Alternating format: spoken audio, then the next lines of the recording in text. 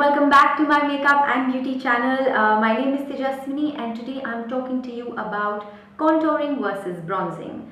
And the two things are often confused and used alternatively, but I am going to talk to you about how one is completely different from the other, yet quite similar. So, yep, let's start. So first, let's talk about how contouring and bronzing are similar and why they can be confused. Now, both of these things will add color back in your face. If you're someone who's really pale or sometimes after applying foundation, don't you just think that your face looks completely flat and dimensionless? Well, contouring or bronzing can add color back in your face, and if you just bronze out the periphery of your face or use a contour color under your cheekbones to sculpt your face, it starts looking like it has dimension again. But these two are very different. Let's talk about bronzers first. Now, bronzers are usually more orange toned powders. They're slightly orangey or red and can look very brown. This is one from Rimmel. It's the natural bronzer in the shade 22. And you see how orangey this is? Similarly, this one here from the Naked on the Run palette is also a bronzer and is quite orangey. Now typically I would use a bronzer on someone who has really pale skin or on someone whose foundation makes them look super flat and dimensionless. I would use a larger brush and just bronze out the periphery of the face, go under here and sort of just make sure that the periphery of the face looks like it's slightly deeper and sun-kissed. You can also use this large powder and use the bronzer and put some under your cheekbone, but don't expect it to sculpt your face because that's what contouring is for, and then we'll get into that a little bit later. But yeah, so if you are someone who has deeper skin, Indian skin, more olive tone, then you may be able to do without a bronzer really. But if you feel like you need that sun-kissed glow and you could even use a bronzer that has a little bit of shimmer in it and adds that sort of golden goddess type of a feel to your face, but don't expect it to sculpt your face the way a contour powder would. Now let's get into contouring, also known as sculpting, adding more depth under your cheekbone and creating that nice chisel supermodel effect. Now the new age contouring powders are more grey than brown or orangey. Nobody likes those orange brown lines running down your cheek. If you really want to create that sculpted chiseled effect, then you need to mimic the natural shadows, which are usually more grey than orange. I'm going to use a smaller brush for this because this is something I don't want the powder to sort of spread out on my face. I want a more concentrated application. So I'm using a Real Techniques contour brush for this, which is smaller, and I am picking up the Taupe blush. This is from NYX. And I'm just going to do a little bit of contouring and show you. I'm going to stuff my cheeks and I'm not going to be able to talk while I do that.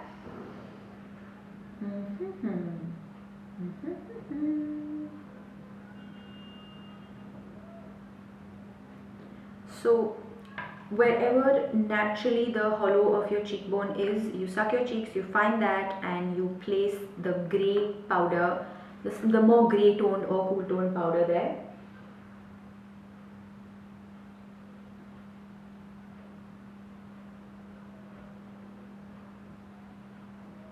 And similarly right under the cheekbone as well.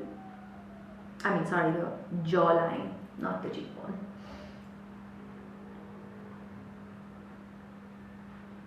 And you create the illusion of depth. Now it is much easier to create the illusion of depth with a powder that is cool toned and not warm toned like a bronzer.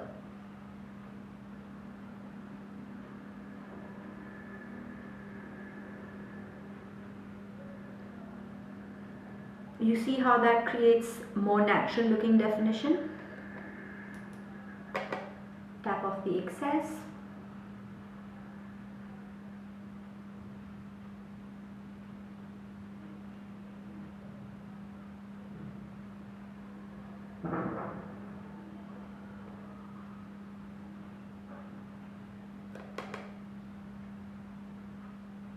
find that more grey tone powders do a better job at sculpting the nose as well.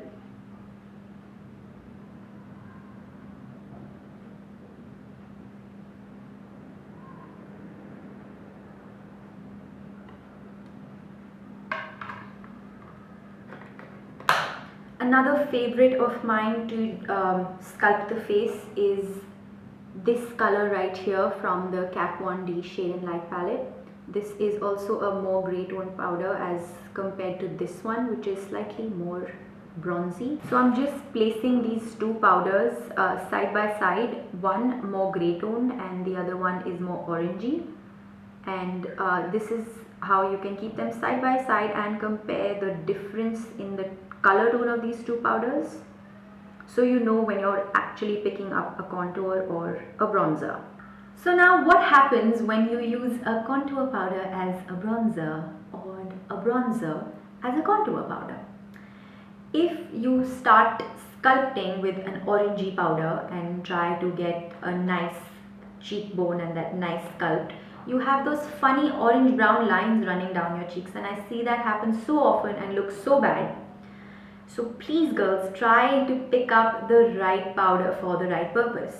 Similarly, if you think you're going to use a grey tone powder around the periphery of your face and try to look like a golden goddess, that ain't gonna happen, girl.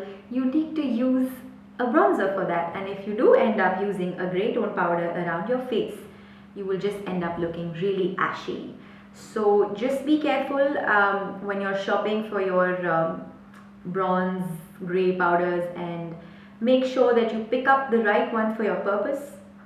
And yes, that's all for today. I hope you've enjoyed this video, and I hope it cleared out some of the misconceptions that you may have had about contouring and bronzing. I just hope I did not confuse you even more. But yeah, thank you for watching, and don't forget to subscribe to my channel and give this video a big thumbs up. And thank you. Bye.